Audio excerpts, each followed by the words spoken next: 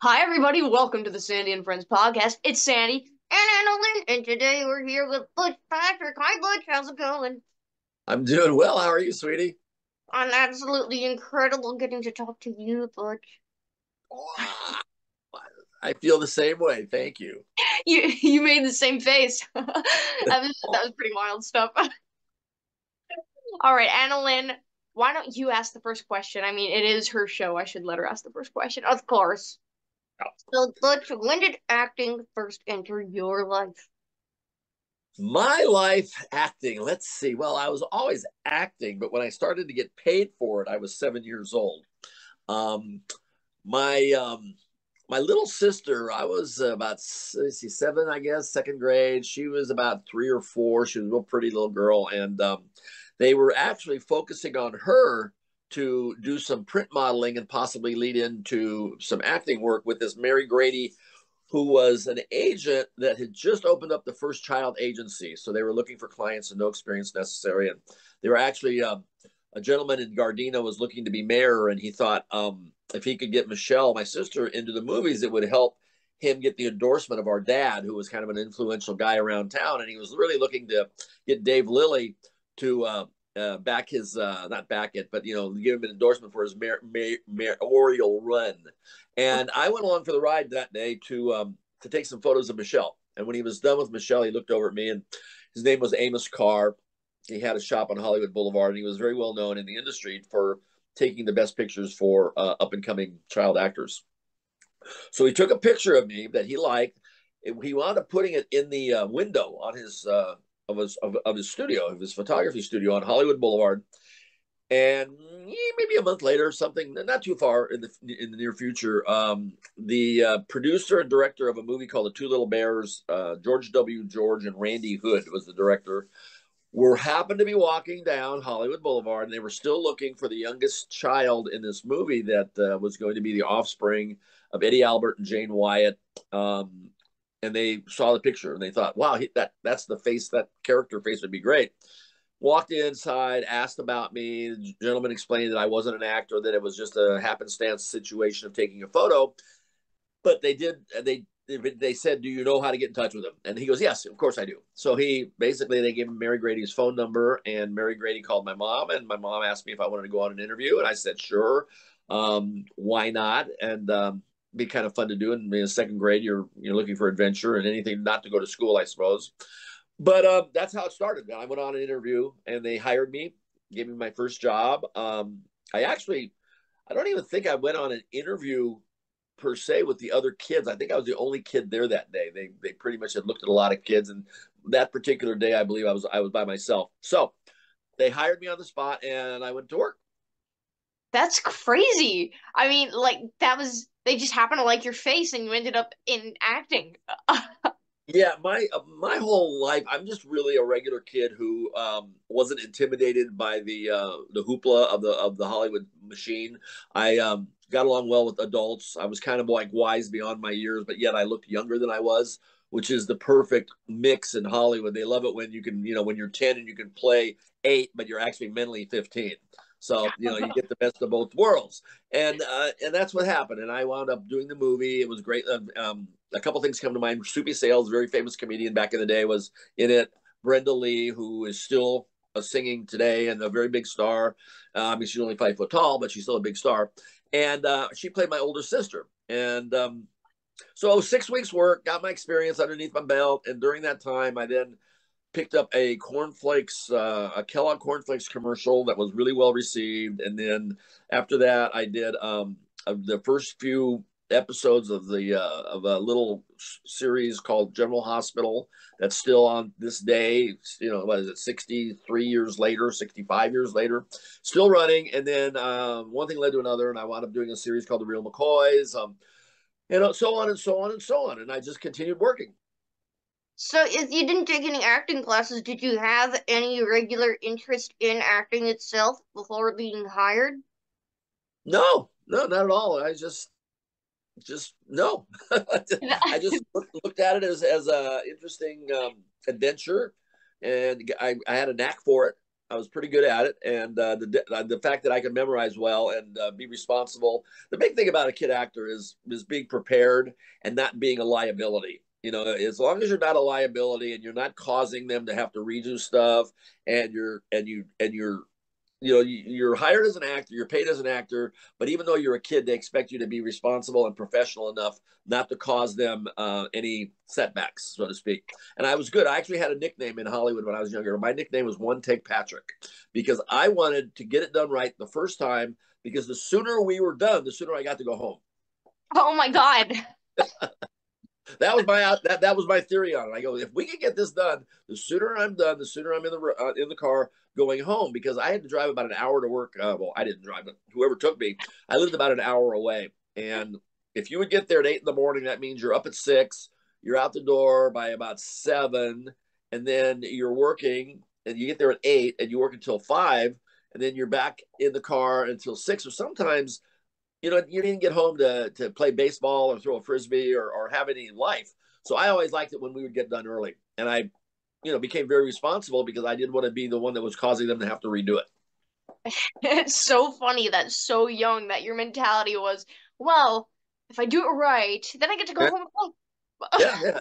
And I was a clock watcher too. It's like, okay, I'm done with school, and I know I could read my script, I could read the call sheet, and I knew what scenes were left, and I know what scenes. If I was done, I knew when I was done by reading the call sheet. Now they don't have to let you go. I mean, you're there until 5 o'clock. But if you're done at 3 and you know that you've done all your scenes, you kind of lean over towards the first assistant director, who's the guy that has the keys to the castle, who will let you go, and bump up against them. Now on a guest starring role, you can't do that because you're just there for 3 days. But Zimmy, who was Dolph Zimmerman, who was our first AD, he was good. He knew a kid wanted to go home, and he would usually, as soon as I knew I was done, I would kind of stand around in his line of sight and kind of get his attention, and he'd look down and, okay, you can go. But it wasn't his highest priority because he had a whole bunch of stuff going on. But they treated me very well, and they bent the rules for me the best they could. That's so funny.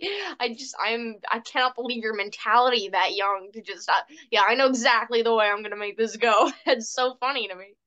Yeah. Ellen. Oh. So, yeah, I know it's my show, and she was gonna ask the question. How dare she? I know. I have a thing about that. Yeah. But I'm gonna let her do it. Okay. So, how did you get your role on the Munsters? The Munsters, that is an interesting. My whole career is a bunch of nothing normal. I mean, once in a while there would be something that was absolutely just structured, but most of the time, the good stuff that I did and the interesting stuff, came about in an unusual fashion. None more than the Munsters. 3 things. Number one, they already wanted Billy Mooney, and Bill Mooney was the quintessential kid actor in the 60s and just worked everywhere. A really good guy, very professional, wonderful person, but he worked all the time. And they offered him the role, and I think that what I was told was the combination of the makeup and being in a series would sort of like limit him in what he was doing. So he turned him down. He graciously said, thank you, but no thank you. That's one. Number 2, at that time, I had just finished a series called The Real McCoys the last year, and when that show wrapped, my mom, who had married a baseball player in California, he was traded to the Washington Senators from the California Angels. So my whole family moved to Washington, D.C. But I went with my grandmother to go live in Geneseo, Illinois, a little town that she went and moved back to. So I was with her. I wasn't even, none of our family was living in Los Angeles or Hollywood. So everybody was gone. They, when Bill Mooney turned it down, they did a big casting call, hundreds of kids, and they came up with a kid named Nate Happy Derman, and he did the pilot. And then when the pilot was shown to the networks said, okay, move forward with making the show, but we want you to replace the mother and the kid. And when that happened, they brought in Yvonne DiCarlo to replace Joan Marshall. They changed the character's name from Phoebe to Lily.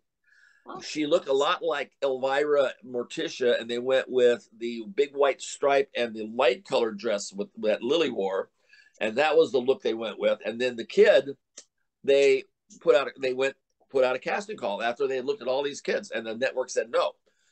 So Mary, my agent at that time, Mary Grady, caught wind of that. They were now looking for a replacement for the Eddie character. And she reached out to them and they said, no, we've looked at every kid in Hollywood. And she goes, no, you haven't, because first of all, he's not in Hollywood. So yes, you may have, but he's in Illinois with his grandma. She showed him some footage of me, whatever I was doing, and they said, yes, we'll fly him out for a screen test. So very unusual that they flew a 10-year-old kid out, from Chicago. My grandma drove me to the airport. My uncle picked me up at the airport, drove me directly to the studio, CBS Studio Center. I tested with Yvonne DiCarlo, and they said, make arrangements to stay here. Don't go back home, and report to work, Tuesday or Wednesday or whenever it was. And that's how I got the part.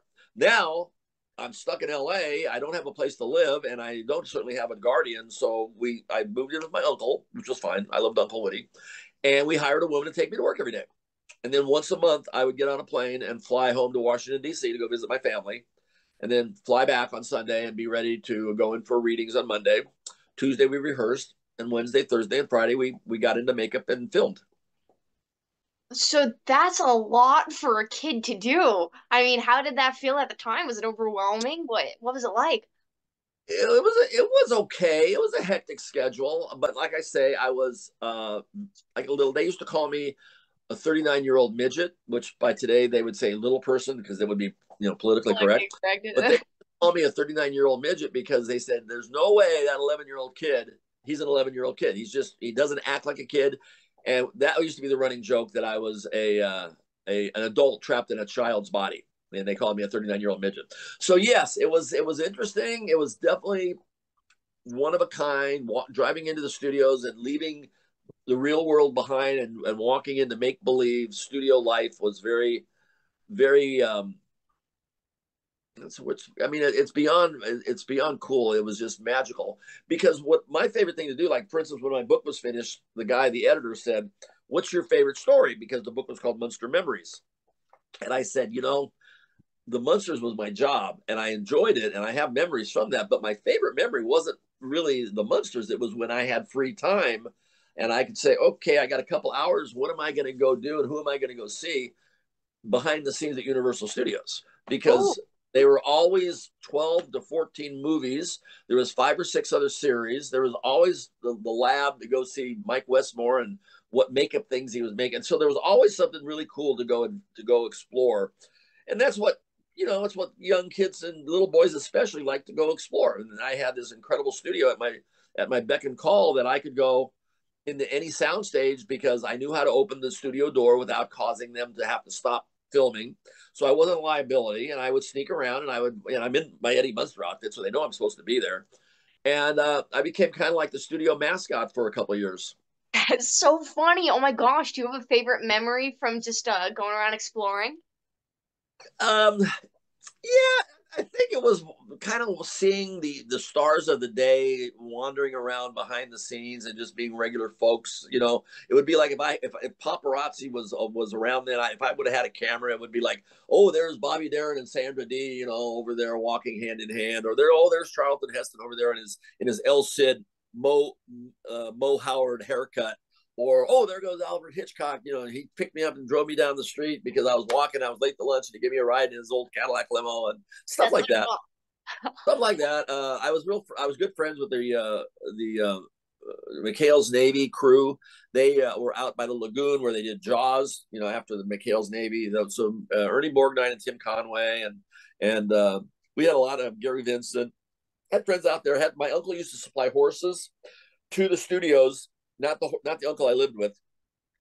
My mom's uncle I lived with. My dad's uncle was a wrangler who I would see John, walking 6 horses up the street, the wagon train or the Virginian or Laredo or whatever Western he was going to. And it was kind of fun to see John out there and family and the Westmores and the makeup and the special effects being made. There was always something going on. It was never a dull moment, that's for sure. Oh, that sounds like so much fun. But Yeah. you're one of us, Butch. I was always a regular kid. I think that's one of the reasons I kind of had never really got an ego or never really got a little bit ahead of myself because number one, it was a beach. Grew up near the beach and lived way far away from Hollywood. Number two is I had the pleasure of living in Geneseo with my grandma. And then when the Munsters was over, I moved back with her to another small town in Missouri that I had actually recently purchased a house to save it and then restored it and sold it for grandma's memory. But I had a chance to live in these small towns in the Midwest, which is a nice balance to the LA traffic scene and the studio scene. So on that note, I kind of, like when I go out and meet people or I go to functions, I usually can find some middle ground with most anybody about what we like, or whether it's cars or baseball or sports or travel. It's not always revolve. I try not to have it revolve around being Eddie Munster or being Butch Patrick. I like to talk about what they like, because I have a Americana, sort of my spirit is very much on the road and loving traveling around and the regular type of lifestyles that just make America great. Oh my gosh, I love that. And I actually have found that firsthand when I met you. I remember that first day of the convention, I was standing next to my neighbor, Matt, and he was telling me basically what this whole thing would be like. And then you walked past me, and I was looking at him, and then I was looking at you, and I was looking at you going to your table, and he was like, "Okay, I know it's a little overwhelming when a Munster just walks by you, but it'll be okay." And then after talking to you about Led Zeppelin, it was like, "Oh, this is my friend Butch."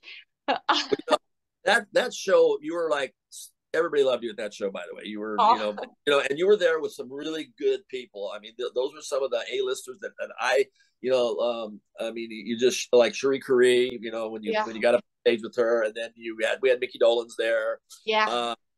Charles Rosenet, who you're next to, the Yep. author and the gentleman. I've done his track tour over to Romania, and he's so well involved with Monkees and Beatles and all that classic. You're like an old soul. You were born now, but you literally, all your taste and music and everything is from another generation, and that happens occasionally. I mean, it happens, and you're lucky, because literally, that is the best generation of music and art and stuff and movies and TV from that period. And people always ask me, they go, "I don't understand why they can't make stuff like that anymore. Why don't they do that?" I go, "Well, number one, it's been done, but mainly is music and movies and television is, no matter what you're doing, even if it's a period piece, it still is reflective about the time you make it. You can only fake it." I mean, that is if it's a period piece. If it's not a period piece, well, people are making shows about reflection of what's going on in today's timeline. And today's timeline is pretty dark sometimes. It's not, it's not all, it's not like it was in the 60s. The 60s had its dark moments, but you can't even explain it. The closest thing you can do is listen to the lyrics of music and just try to go back and imagine what they were going through and how the world was, and watch maybe an old movie or two. And Once Upon a Time in Hollywood, the Quentin Tarantino movie, I don't know if you had a chance to see it. It's really accurate about what it was like in the late 60s, early 70s, when I was a teenager, driving up and down Sunset Strip, doing movies and TV and the music, and Black Sabbath at the Whiskey and Iggy Pop and the Doors. And I mean, I remember when I got my car, my first 4 tapes were the Doors, Big Brother, Blind Faith, and Jimi Hendrix. Oh my God. Yeah, I know. So I mean, and I saw my first concert with Jimi Hendrix. Oh Yeah, it's hard to if you weren't there, it's hard to believe, but it was a great time. And luckily, the music maintains itself, and people like yourself can listen to it. And especially, there's even something about vinyl. Listening to records on an old stereo system is the way to do it. You just can't laser disc it and CD it and Blu-ray it. It's old vinyl is the way to do it. I have to agree 100%. I know you're getting quite a collection, and I'm telling you, stick with it. And every vinyl record you get is just it's like an investment in gold. I mean, not that you would ever sell them, but it's a very valuable commodity too. But it's like it's magic, isn't it, Butch? It sounds so good, and there's like you were showing me, there's so much information on every bit of it.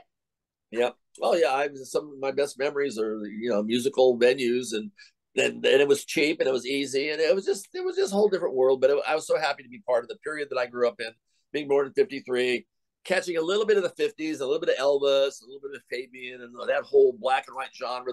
The kid shows back then, the Mickey Mouse Club and Captain Kangaroo and Sheriff John, and I feel that I had the best window one could have ever asked for about being born in the right time to absorb the most fun and have the greatest childhood. And that's I'm just a lucky guy in that respect. One second. I'm gonna edit this piece, but I have to take off this jacket because I'm being strangled. Okay. I'm losing flow of blood in my Oh, arm. is that a let me see that jacket. Is that a Western oh my God, I reminds me I bought a jacket like that on Sunset Boulevard, 1969, $65, and my girlfriend that took it from me and wore it to school every day in high school. It was a brown leather tassel, Jimi Hendrix. Yeah. $65 back in the day, which was a lot of money in 1969. That's a lot of money now. I wouldn't spend 65 Wow. bucks for a But jacket. it was funny. Those were the go-to that was the go-to look. Hippie beads, leather fringe jackets, squaw boots, Indian boots, you know. It was cool. Like we were talking about the Monkees in a second. You know, Peter was the hippie monkey, and that was the one that I was looking so forward to meeting. Oh my gosh, did you ever dress like that? Oh my gosh, I have to Oh know. yeah, yeah, it's all Yeah? right. Tie-dye pants and yeah, yes, I did. The POW bracelet, Vietnam War, and the beads, and I always had a surfboard, and I was like surfing from 1969 to 1974. Surfed every day. Seriously? What? Yeah, oh yeah. Like I say, I lived near the beach.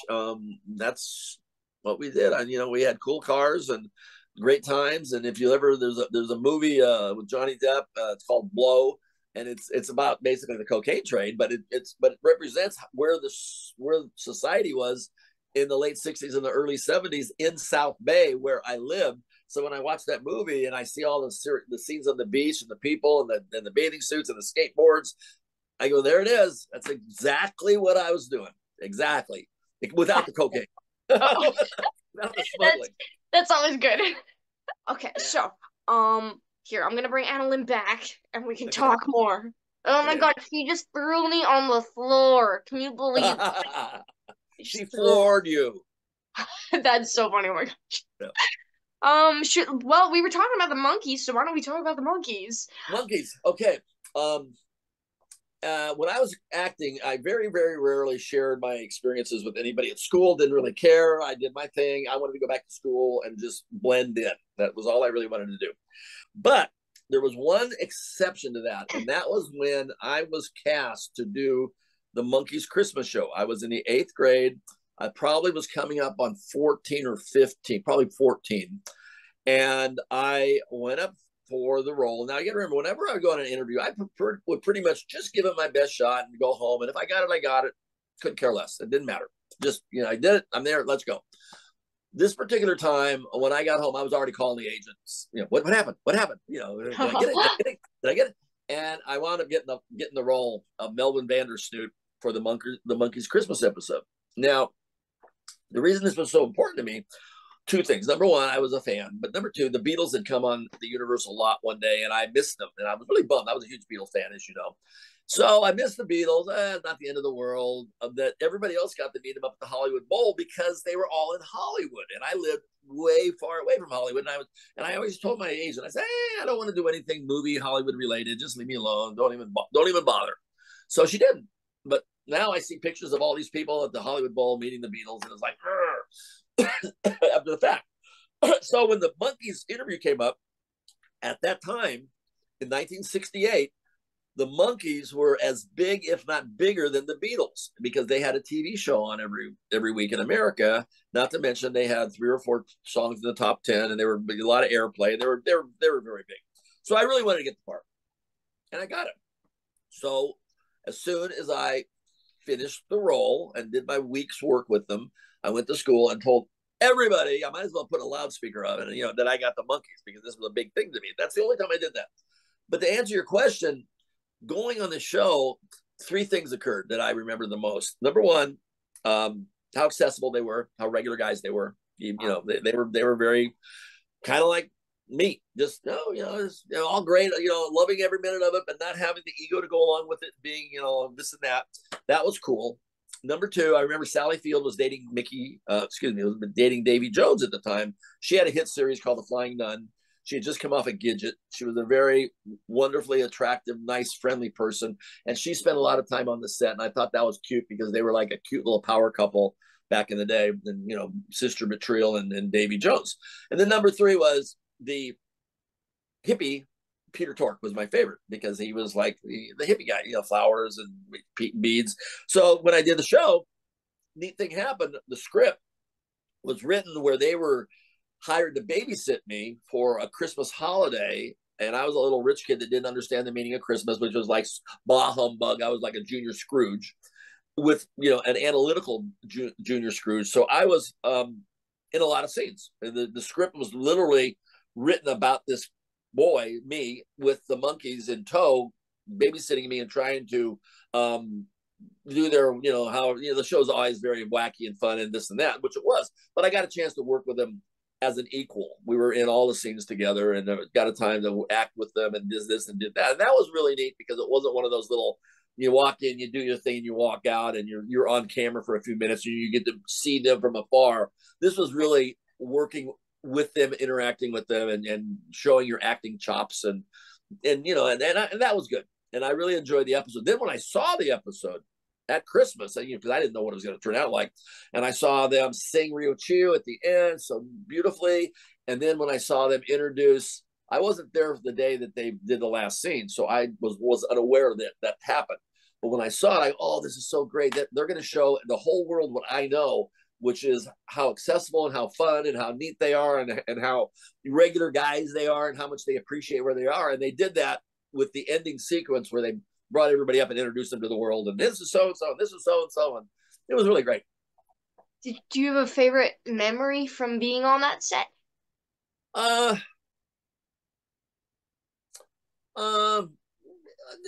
really. It was just like 72 hour. It was a 3-day shoot, and it was just a great time.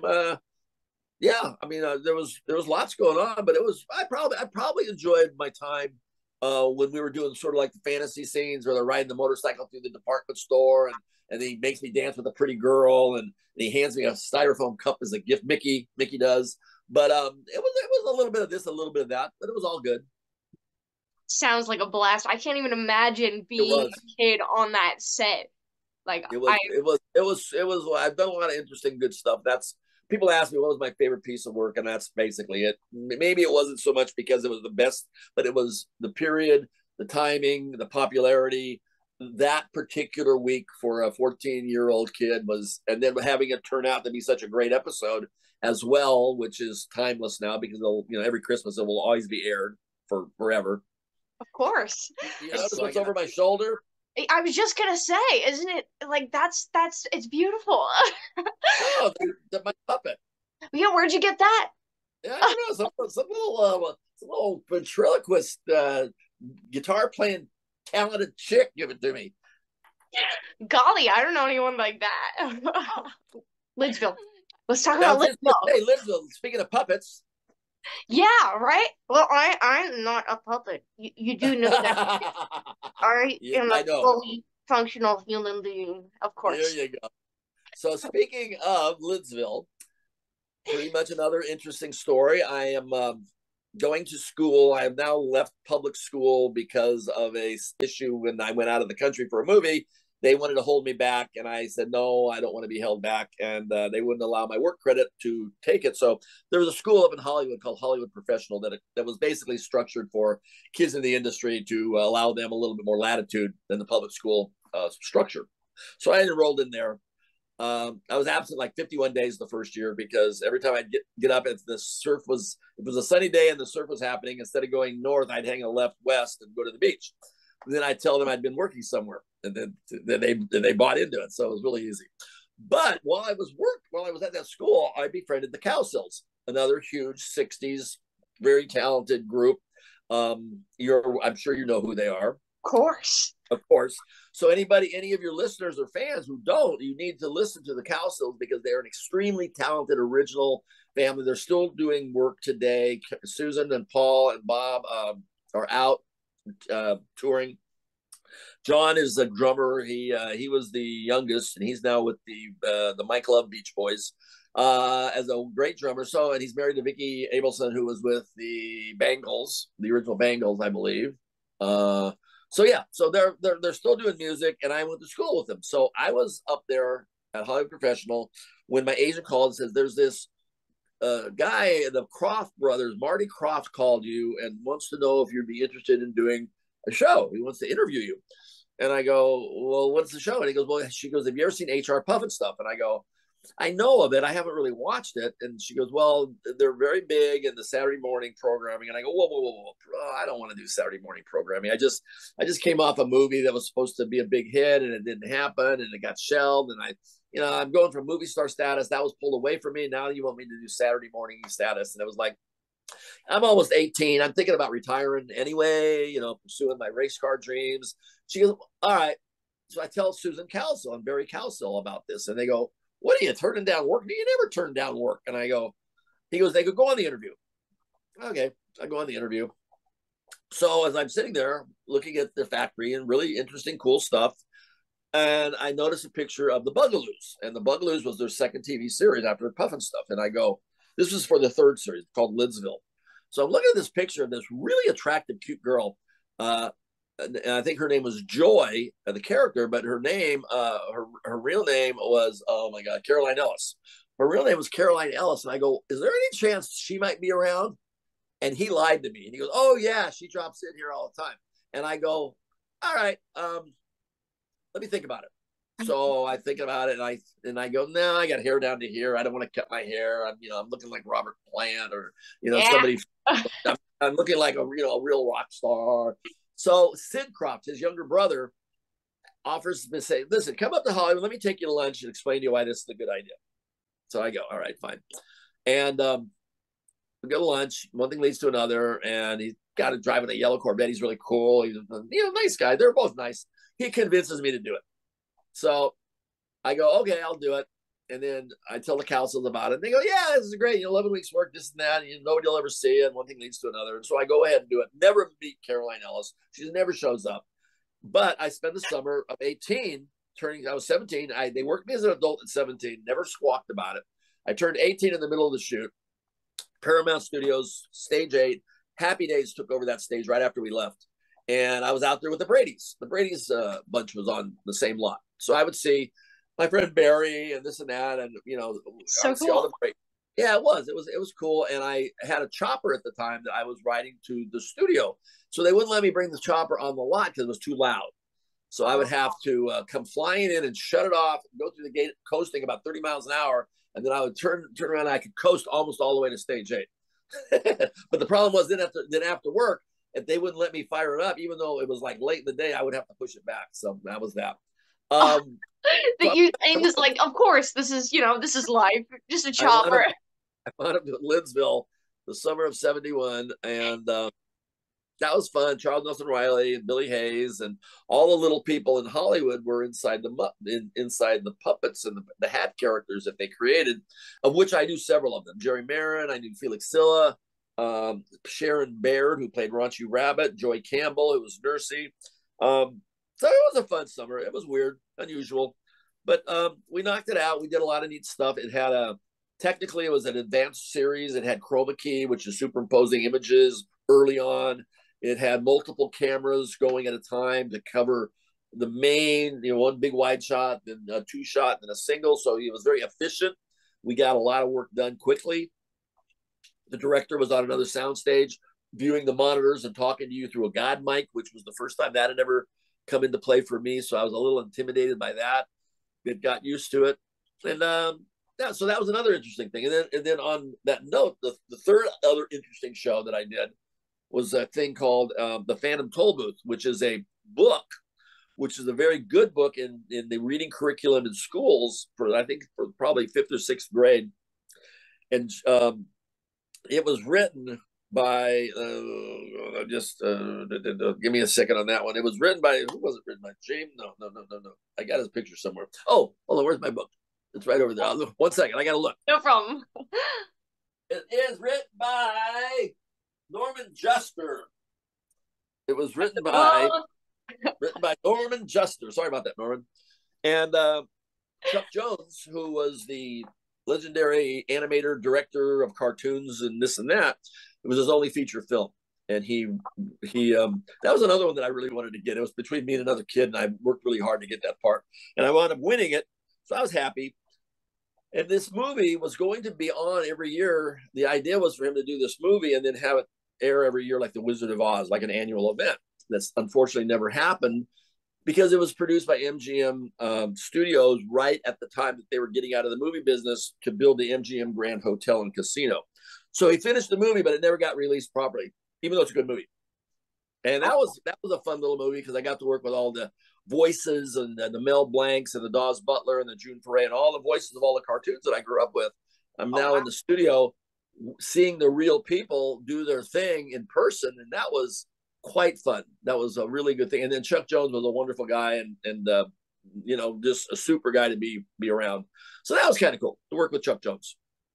That sounds so cool. Oh my God, Mel Blanc. I can't even imagine. Yeah, it was a really good time. And it went on for a couple of years because in an animated movie, they don't do it all at once. They kind of do it in sections. So every 3 or 4 months, I'd go back into the studio and update and do some more voiceover work. And then they call me in again and again. And then after about 2 years, it was over. But we did the live part early, and then the rest of it kind of carried on. So we had the live action at the beginning, live action at the end, and then in the middle was all the animated stuff. But it was a very well received little movie. It just never kind of got the attention and the exposure that Chuck had hoped. Oh man, I want to see it. I can't believe I don't even know about this. Yeah, look up Phantom Toll Booth. Okay, well now I know what I'm doing today. Um, I know a lot of people who get into acting do a little bit of voice acting. Is that anything you've ever done or ever considered doing? The only voiceover work I did is in the Phantom Toll Booth, and recently, well, not recently, about 20 years ago, I did a couple Simpson episodes. But no, I never have. Although it wouldn't be something that I would turn down. I guess I just never got the right agent or never was in the right position to do it. But it's one of those deals where I still today might enter into that field because we're starting to. In fact, one of the things I'm looking forward to is later this year. I'm going to be working with a girl, Julie Matthews, who about 25 years ago, she and I went on the road. She hired me to be the resident celebrity to help her show people how to get into show business the right way. She was a talent a voice coach and an acting coach and a casting director. And she was very upset about when she was living in Cleveland, how people were doing these pay money to come out and sit through a seminar. And I won't name names, but they were like fairly unscrupulous. What they would do is they would take the money and then they wouldn't deliver the goods. And she was working for them, and she got very upset about this, and she quit. And she went to the news and basically told the news about this company that was not being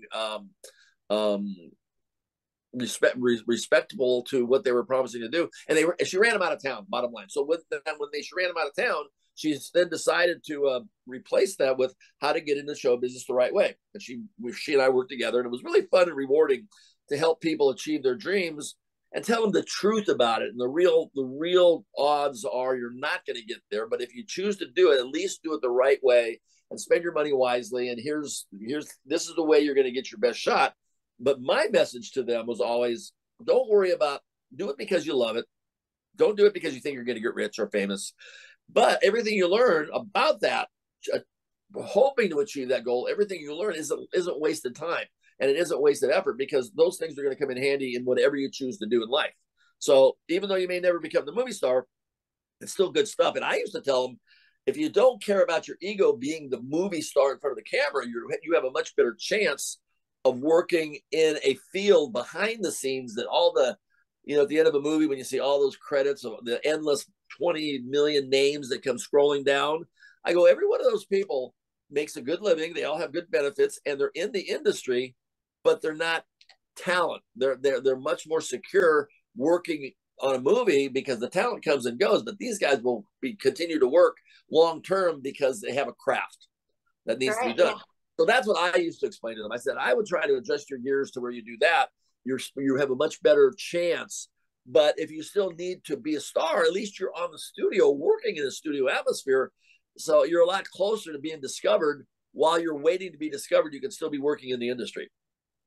Oh man, wow. I didn't even consider that. That's cool. So we're gonna resurrect that. We're gonna resurrect that in October to coincide with the 60th anniversary of the Munsters, and we're gonna do it with a horror monster genre theme to get the ball rolling. and then we're going to include not only acting and singing and talent in general, but we're also like, for instance, you would be a perfect candidate for it because you're multi-talented. And then we're also going to do the voiceover category, which is, I think, and the good thing about a voiceover category is everybody, in my opinion, everybody as a kid at one time or another had a funny voice they would use or something that was not their typical voice. Yeah, exactly. And then everybody's now has a phone that has a recording capability in it. And it doesn't matter what you look like because they're not concerned about your visual. You don't have to be, any particular look or ethnicity or whatever. They're interested in what you sound like. So to me, that makes a whole bigger, camp to go after and a much bigger pie slice of people who might fall into something. And then you see all the animes and all the channels and all the movies. So there's a lot of people when you go to these conventions that sit at a table and sign autographs who do nothing but voices. That's wild. Oh my gosh. Oh, I love that. So I'm going to specialize in the voice. Julie's going to specialize in the acting. Debbie, her partner, is a great singer. She's going to specialize in the voiceovers. I mean, in the singing. And then we're going to have we'll divide up the other three, just talent in general, because one thing different from back then when we were just doing screen tests, today the TV and the shows and the talent shows have a wider range of people who can do all kinds of stuff. It's not necessarily just acting and singing. Oh, that's interesting. Why do you think that's changed like that?